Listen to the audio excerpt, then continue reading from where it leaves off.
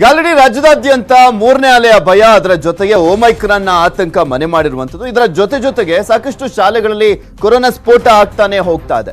Specially ವಸತಿ ಶಾಲೆಗಳಲ್ಲಿ ನೋಡ್ತಾ ಇದ್ವಿ. ಇನ್ನು ಮಾಮೂಲಿ ಶಾಲೆಗಳಲ್ಲೂ ಕೂಡ ಕೊರೋನಾ ಸ್ಫೋಟವಾಗ್ತಾ ಇರುವಂತದ್ದು. ಮೊನ್ನೆ ಕೊಡಗಿನ 2 ಶಾಲೆಗಳಲ್ಲಿ ಕೊರೋನಾ ಕಾಣಿಸ್ಕೊಂಡಿತ್ತು. ಅದು ಒಂದು ಶಾಲೆಯಲ್ಲಿ 26, ಮತ್ತೊಂದು ಶಾಲೆಯಲ್ಲಿ 6 ಪ್ರಕರಣಗಳು ವರದಿಯಾಗಿದ್ವು. ಈಗ ಮತ್ತೆ ಅದೇ ಒಂದು ಶಾಲೆಯಲ್ಲಿ ಕೊರೋನಾ ಪ್ರಕರಣಗಳು ಕಾಣಿಸಿಕೊಂಡಿದೆ. ಇದು ಪೊನ್ನಂಪೇಟೆಯ ಶಾಲೆಯಲ್ಲಿ ಮತ್ತೆ 6 ಪ್ರಕರಣಗಳು ಕಾಣಿಸಿಕೊಂಡಿರುವಂತದ್ದು. ಪೊನ್ನಂಪೇಟೆಯ ಕರ್ನಾಟಕ ಪಬ್ಲಿಕ್ ಶಾಲೆ, ಆ ಒಂದು ಶಾಲೆಯಲ್ಲಿ ಗುರುವಾರವಷ್ಟೇ 6 ವಿದ್ಯಾರ್ಥಿಗಳಿಗೆ ಸೋಂಕು ತಗುಲಿತ್ತು.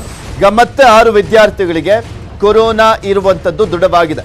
ಸೋಂಕಿತ ವಿದ್ಯಾರ್ಥಿಗಳಿಗೆ ಮನೆಯಲ್ಲೇ ಐಸೋಲೇಷನ್ ಮಾಡಲಾಗಿರುವಂಥದ್ದು. ಯಾಕೆಂದ್ರೆ ಎಸಿಂಪ್ಟಮ್ಯಾಟಿಕ್ ಆಗಿರುವಂತ ಹಿನ್ನೆಲೆಯಲ್ಲೇ ಮನೆಯಲ್ಲೇ ಟ್ರೀಟ್ಮೆಂಟ್ ಅನ್ನ ಕೊಡ್ತಾ ಇದ್ದಾರೆ. ಯಾಕೆಂದ್ರೆ ಆಸ್ಪತ್ರೆಗೆ ಹೋಗುವಂತ ಒಂದು ಗಂಭೀರವಾದಂಥ ಪರಿಸ್ಥಿತಿ ಯಾರಿಗೂ ಕಂಡು ಬಂದಿಲ್ಲ, ಎಸಿಂಪ್ಟಮ್ಯಾಟಿಕ್. ಸೊ ಹೀಗಾಗಿ ಮನೆಯಲ್ಲೇ ಅವರಿಗೆ ಟ್ರೀಟ್ಮೆಂಟ್ ಅನ್ನ ಕೊಡ್ಲಾಗ್ತಾ ಇದೆ. ಒಟ್ಟಿನಲ್ಲಿ ಕೊಡಗಿನಲ್ಲಿ ಸಾಕಷ್ಟು ಶಾಲೆಗಳಲ್ಲಿ ಕೊರೋನಾ ಪ್ರಕರಣಗಳು ಕಾಣಿಸ್ಕೊಂಡಿರುವಂಥದ್ದು. ಅದರಲ್ಲೂ ಸ್ಪೆಷಲಿ ಒಂದು ವಸತಿ ಶಾಲೆಗಳಲ್ಲಿ ಕಂಡು ಬಂದಿತ್ತು. ಅದಾದ್ಮೇಲೆ ಮತ್ತೊಂದು ಶಾಲೆಯಲ್ಲಿ 26 ಪ್ರಕರಣಗಳು ವರದಿಯಾಗಿದ್ವು.